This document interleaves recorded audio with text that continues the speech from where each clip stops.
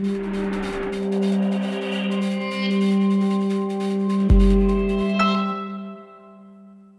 effet, on avait commencé nos séances de travail par ce sujet-là. Quels sont les systèmes d'actifs qui sont propres au service et qu'il faut identifier, développer, travailler. La première conviction qu'on a eue là dans les échanges, c'est premièrement qu'un actif immatériel n'agit pas seul et que c'est bien l'ensemble des systèmes d'actifs qui va au final créer une singularité, créer une différenciation et créer de la valeur. Alors sur le service, on avait travaillé sur plusieurs cas qui allaient en effet de Starbucks à LinkedIn.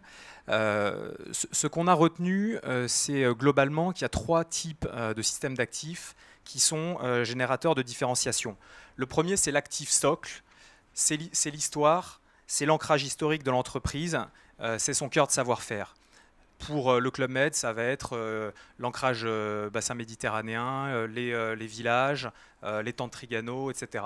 Pour la Massif, dont on avait également parlé, c'est l'ancrage dans les valeurs mutualistes qui font complètement partie des racines. Le deuxième système d'actifs, ce sont les actifs générateurs de croissance. Donc on en avait identifié deux. Le premier étant la puissance de l'offre et le deuxième, la capacité de renouvellement.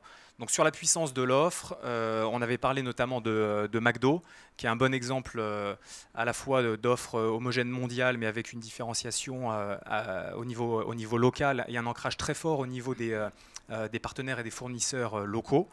Et sur la partie capacité de renouvellement, il y avait deux exemples qui nous avaient interpellés. Le premier, c'était la SNCF avec IDTGV, donc qui est un bon exemple de renouvellement pour s'adapter à la concurrence, s'adapter aux attentes aussi des usagers, et du coup, dans la création de cette entité privée et assez distincte, 100% Internet, etc. Le deuxième exemple, c'était Orange. Dans la capacité de renouvellement, je pense qui a su créer cet actif aujourd'hui autour des technos, de l'innovation et du numérique, et qui incarne aujourd'hui, je pense, cette culture numérique. Troisième système d'actifs, levier de cash, donc ce qui permet au final de transformer la croissance dans de la rentabilité. Et là, on avait identifié deux points d'appui, la qualité de l'exécution et la qualité de la base cliente et sa capacité de prescription. Sur la qualité d'exécution, on avait pas mal échangé sur Four Seasons, qui incarne, je pense aujourd'hui très bien, cette excellence dans la qualité de l'exécution, qui a beaucoup travaillé là-dessus, qui a été pionnier dans le développement de nombreux services, le Room Service 24/24, etc. Et qui nous avait semblé aussi être un exemple intéressant. Donc, on avait repris là un exemple sur Starbucks qui, de façon globale, a bien travaillé sur l'ensemble de et a bien développé ses différents actifs, à la fois son socle fondateur, historique, torréfacteur avec ses usines en propre, etc.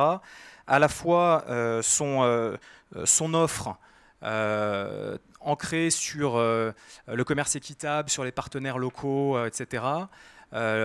Son actif autour de l'expérience client et de la qualité de l'accueil, de la réception, la personnalisation de la relation avec le nom sur les verres, etc. Et puis, donc le rituel de vente et sa capacité aujourd'hui aussi, c'était le dernier pilier, à fédérer et animer une communauté via en partie ces sites internet qui permettent d'interagir très fortement avec les consommateurs, à la fois pour réinjecter ça dans le développement de l'offre et dans le développement des services. Voilà, donc outils à utiliser, qui était la grille qu'on avait reprise à droite, c'est ces cinq piliers, ces 5 actifs: identité originelle, le cœur de savoir-être, le cœur de savoir-faire, l'offre, la capacité de renouvellement, la qualité d'exécution et la base client et sa capacité de prescription. En termes d'enseignement, il y avait 3 choses qu'on avait tirées des échanges. La première idée, c'est autour de l'approche expérientielle. Les actifs immatériels et la singularité, il faut absolument qu'elles soient traduisibles, visibles dans l'expérience client. Si le cœur de savoir-faire historique, l'ancrage identitaire, etc., est très fort, mais qu'il n'est pas à un moment visible, communiqué, et que les clients n'en font pas l'expérience dans leur parcours d'achat ou dans leur parcours client, on loupe quelque chose.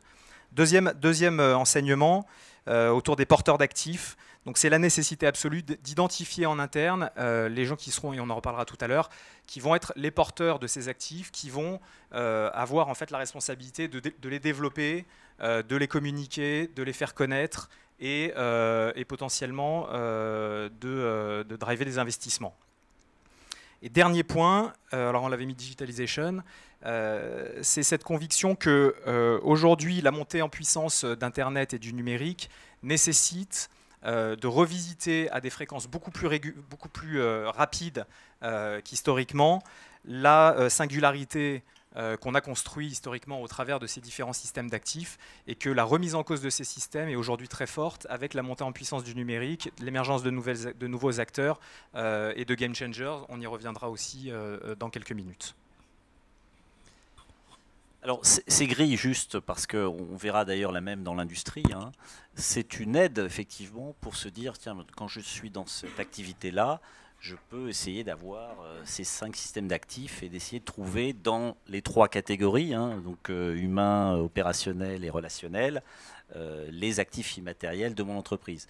Ça ne veut pas dire que forcément on en a 5 lorsqu'on est dans telle ou telle catégorie. Je pense qu'après, c'est juste, faut prendre du recul, puisqu'on est bien sur une capacité de différenciation, donc on ne va pas faire du copier-coller par rapport à la grille. Mais c'est un élément, et on verra le même sur l'industrie, voilà, qui permet quand même de s'aider de façon assez pratique lorsqu'on est face à telle ou telle entreprise.